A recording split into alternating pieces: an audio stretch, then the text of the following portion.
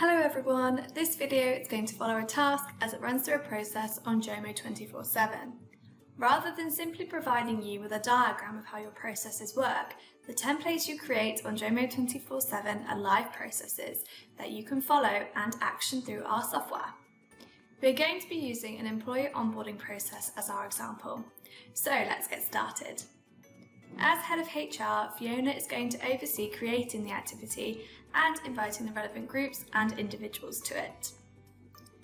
As admin, Fiona can also control the roles and permissions of each group and individual. For example, the department manager requires all the permissions, but the new employee should only have the permission to upload files.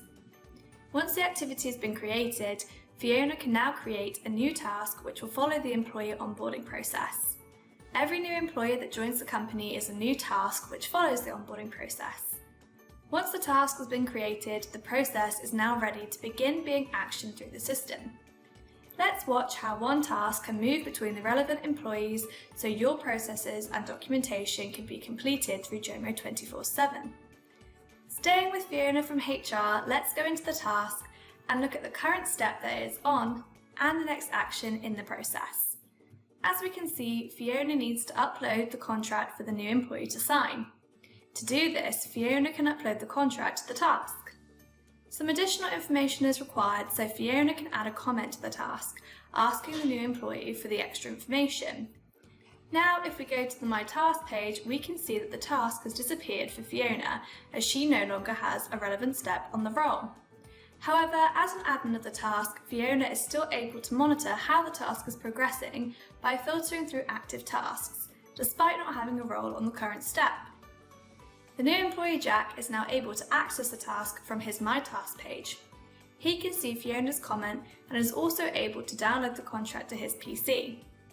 Once Jack has signed the contract, he is then able to re-upload it along with a copy of his CV and P45.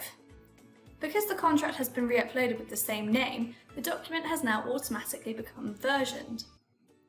The task is now back to Fiona, who can add the relevant tags to Jack's uploaded documentation and also action through the next step of the process.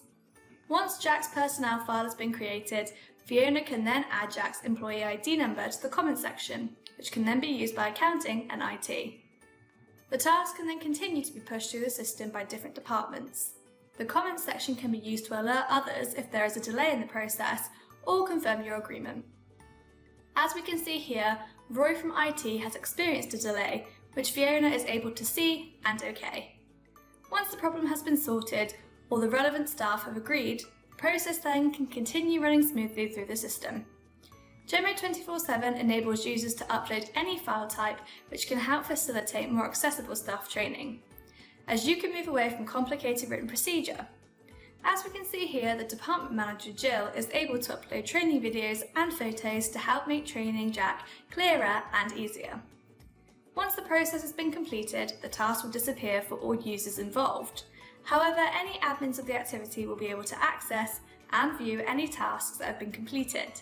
This can then be easily accessed during audits to evidence compliance.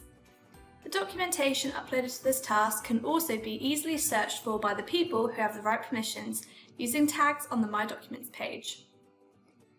And there we have it, our simple walkthrough on how a task can be actioned through Jomo247 by all relevant parties. If you would like to find out more about our software, please get in contact now. Thanks for watching.